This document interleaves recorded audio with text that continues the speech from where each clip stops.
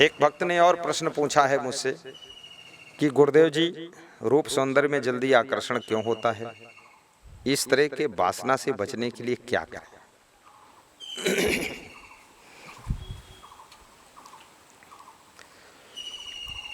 रूप सौंदर्य में आकर्षण ये अज्ञान के कारण होता है,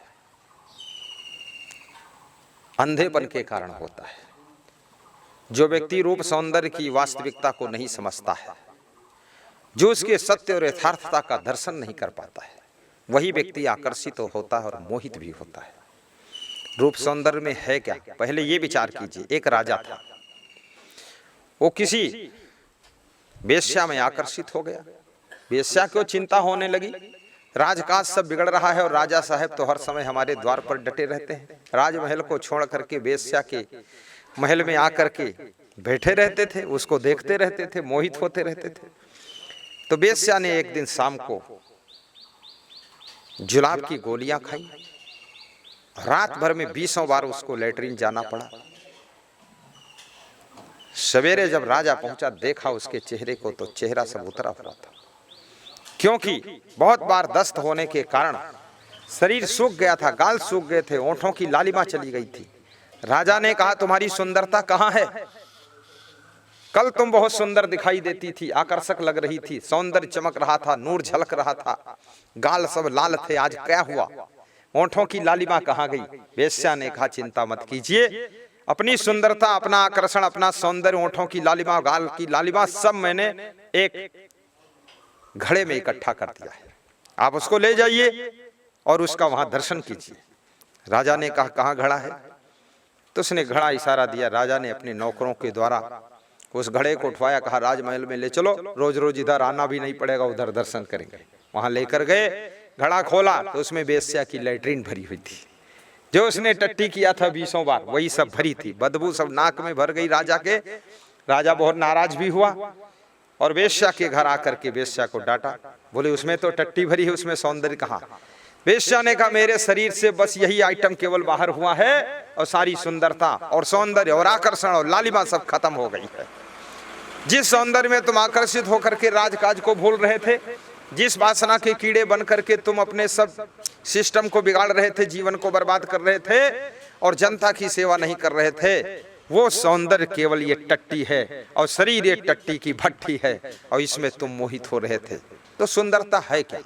उसी दिन से राजा का मोह टूट गया, आकर्षण समाप्त हो गया और राजा प्रसन्न चित्त होकर के अपनी जनता की सेवा करने लगा, अपने राज्य का विकास करने लगा और अपने महल में शांति से रहता था।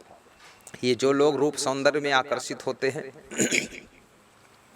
कई बार देखा जाता है, जब बचपन होता है, लड़के लड़कियां एक दूसरे की तरफ खीसे काटते हैं, आकर्षित होते, हंसते हैं, शादी भी कर लेते हैं।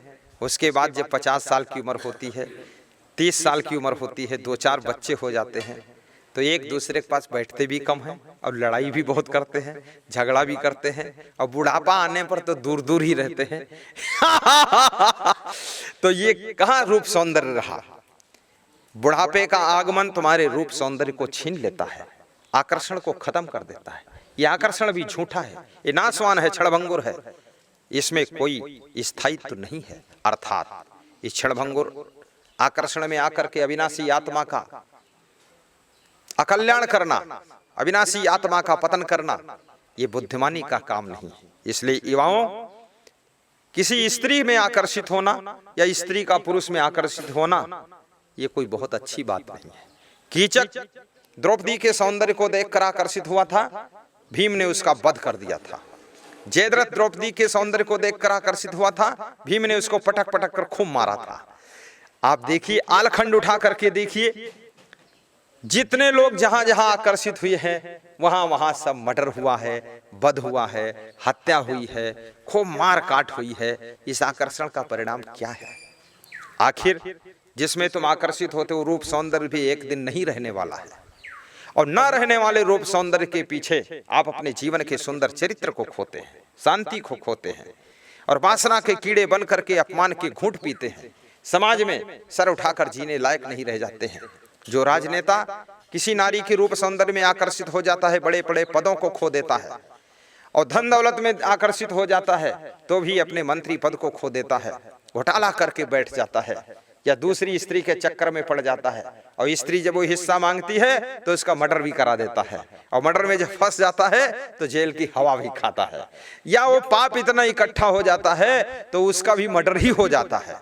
इसलिए कर्म का फल कहीं अलग नहीं जा सकता है। आप युवा हैं या आप बालक हैं या आप अर्धवृद्ध हैं, जो भी हैं, लेकिन अपने मन को वश में करिए, इसकी वास्तविकता समझिए और अपनी जिंदगी को इसके पीछे बर्बाद मत कीजिए। आप बहुत कुछ करने के लिए आए हो, आकर्षण फाकर्षण में फंसने के लिए नहीं आए हो। तुम्हारा जीवन भगवान कृष्ण से सीखिए।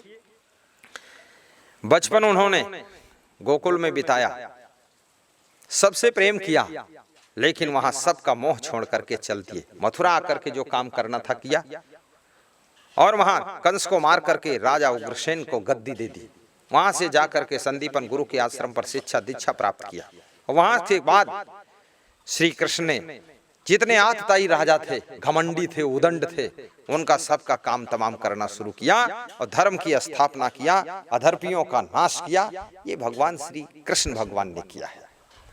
तो आप आकर्षित मत होइए। किसी चीज में आकर्षित होने का मतलब है, आप अगर जा रहे हैं पटना, यहां से तो पटना जा रहे हो, लखनऊ जा रहे हो, बॉम्बे जा रहे हो, और रास्ते में तुम आकर्षित हो गए फूलों में, रास्ते में आकर्षित हो गए तुम केला पपीता में, रास्ते में आकर्षित हो गए तुम कहीं टोटी में, रास्ते में आकर्षित हो गए कहीं गाड़ी लाड़ी बाड़ी साड़ी में, तो आपकी यात्रा बंद हो जाएगी, मंजिल चूक जाएगी, कहाँ जाना था और कहाँ रुक कर खड़े हो गए। इसलिए बुद्धिमान व्यक्ति, विवेकवान व्यक्ति कहीं आकर्षित नहीं होता है, वो हंसते हंसते अपनी मंजिल की ओर बढ़ता है और कहीं फंसता नहीं है।